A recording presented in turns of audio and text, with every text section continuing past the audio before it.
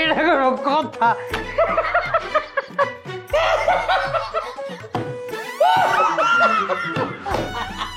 এটা কোনো কথা? আজান ভাই, এইভাবে কেন হাসছে?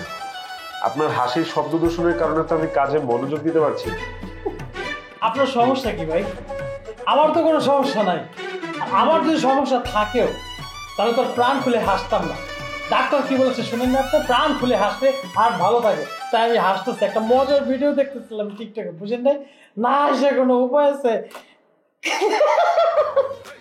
ও মাই গড!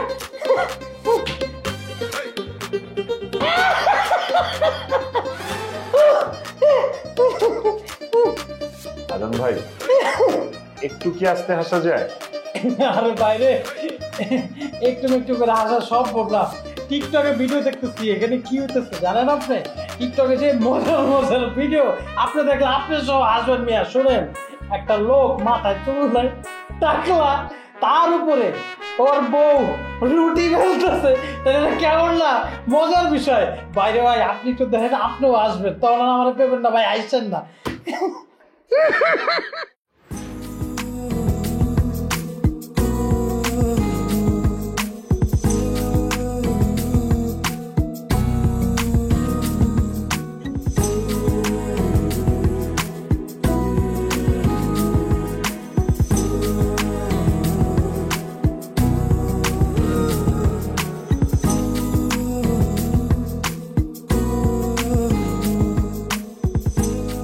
হাই। আরে ভাবি নাকি? আসসালামু আলাইকুম। কেমন আছেন আপনি? জি ভালো আছি। ভালো হয়েছে আপনি আসছেন ভাবি। আসুন আমার চেয়ারে বসে আসছেন না। বউ, তুমি হঠাৎ অফিসে? বাসায় বোর লাগছিল, ভাবলাম অফিসে এসে সবার সাথে আড্ডা দিই। তোমাকেও দেখতে ইচ্ছা করছিল। আরে ভাই আপনিও না, ভাবি আসছে খুব ভালো করছে। এতক্ষণ না বোরিং লাগতেছিল, দেখতেছেন না টিকটক ভিডিও দেখতেছিলাম একা একা। ভাবি আসুন না একটু আড্ডা দিই, আসুন এখানে বসেন। অসাধারণ লাগে না? আরে কাজের প্রেশারে এতক্ষণ তো আমারই না বিশ্বাস উঠে গেল। সিসিটিভি ফুটেজে দেখলাম আপনি আসছেন, আর তখন থেকে একটু একটু করে মন ভালো হয়ে যাচ্ছিল। তো চলেন, আমার রুমে অনেক ঠান্ডা, ওখানে বসেন, গল্প করি। স্যার আপনি এটা কি বললেন? কোথায় গিয়ে গল্প করবেন? স্যার আপনার রুমে তো স্পেস কম, ভালো লাগবে না ভাবি। আমাদের এখানে থাকুক না, আড্ডা দুধ, কি বলেন ভাবি? হ্যাঁ এটা ঠিক বলেছে। তুমি হাত এরকম করে চাপতেছো, ব্যথা হয়ে গেল তো। সবাই একসাথে আড্ডা দিই দাঁড়িয়ে, কি বলো?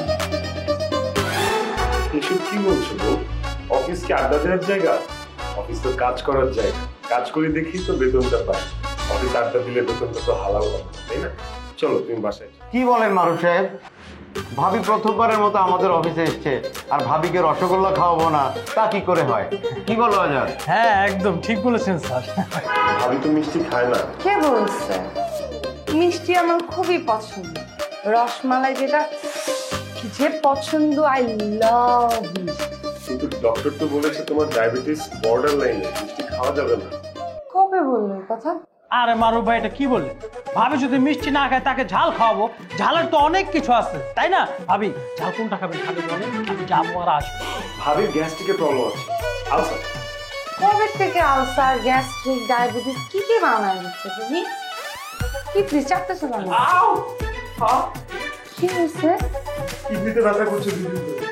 তুমি ধরে স্যার আমাকে একটু 1 ঘন্টা সুযোগ দিয়ে দিচ্ছে, আমি একটু বাসায় যেতে চাই, আমার বউকে নিয়ে। স্যার খুব ব্যথা করছে। আচ্ছা ঠিক আছে, শরীর যখন খারাপ লাগছে তাহলে আজকে বাসায় নিয়ে যান। মারুফ, যাওয়ার আগে একটা গুড নিউজ শুনে যান। Good news? কি গুড নিউজ স্যার?